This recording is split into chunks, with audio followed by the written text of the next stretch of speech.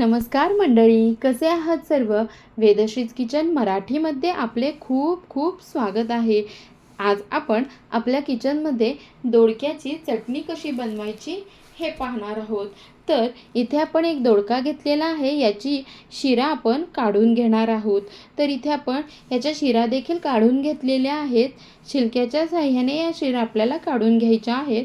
आता दोडक्याचे जे टोकाचा जो भाग आहे ते दोन्ही टोकाचे भाग आपण सुरीच्या साहाय्याने कट करून घेणार आहोत. आपला दोडका खूप मोठा असल्याकारणाने आपण त्याला मधोमध एक कट मारून घेणार आहोत, जेणेकरून तो किसणीच्या साहाय्याने किसायला आपल्याला मदत होईल. तर इथे आपण दोडका आपला छानपैकी किसून घेत आहोत. इथे आपण पाहू शकता, अशा प्रकारे किसणीच्या साहाय्याने हा दोडका आपल्याला किसून घ्यायचा आहे.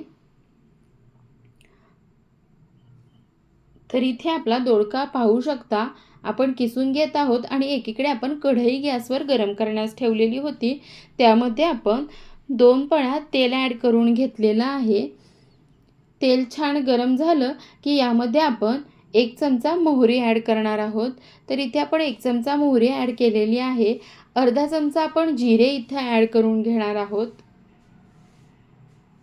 तर इथे आपण जिरे देखील ॲड केलेले आहे.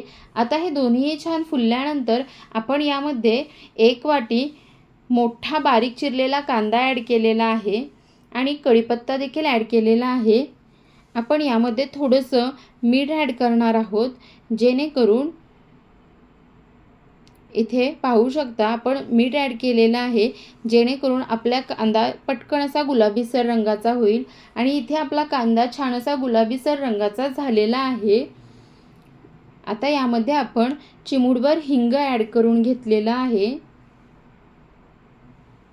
अर्धा चमचा आपण हळद इथे ॲड केलेली आहे.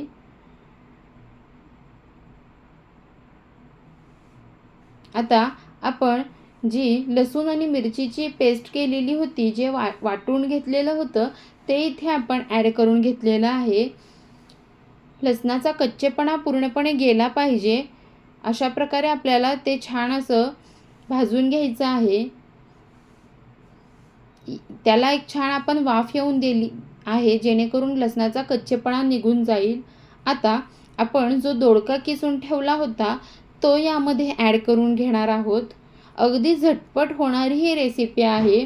खूप जास्त वेळ लागत नाही याला शिजण्याकरता. अगदी कमी वेळात छान आणि चटपटीत अशी दोडक्याची चटणी आपल्याला खायला मिळणार आहे. तर इथे आपण दोडका ॲड करून घेतलेला आहे आणि दोडक्याचा किस ॲड करून घेतलेला आहे आणि चवीपुरते मीठही इथे ॲड करून घेतलेले आहे. आता हे छान असे एकजीव आपल्याला होऊन द्यायचे आहे. मिठामुळे याला थोडंसं पाणी सुटणार आहे आणि ते पाणी आपल्याला पूर्णपणे आटवून घ्यायचे आहे, कारण त्या पाण्यातच आपला हा दोडक्याचा किस छान असा शिजणार आहे. तर याला आपण थोडा वेळ झाकण मारून देणार आहोत, जेणेकरून आपला दोडका छान असा शिजला जाईल.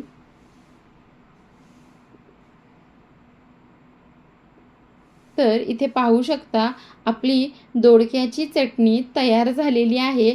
त्याच्यामध्ये कुठलाही पाण्याचा अंश राहिलेला नाही. इथे पाहू शकता. आता ही आपण सर्विंग बाउलमध्ये काढून घेऊयात. तर आपली ही दोडक्याची चटणी तयार झालेली आहे. आपल्याला जर ही रेसिपी आवडली असेल तर नक्की लाईक करा, कमेंट करा, शेअर करायला विसरू नका. वेदश्रीज किचन मराठीच्या रेसिपीज आवडत असतील तर नक्की चॅनलला सबस्क्राईब करा. धन्यवाद.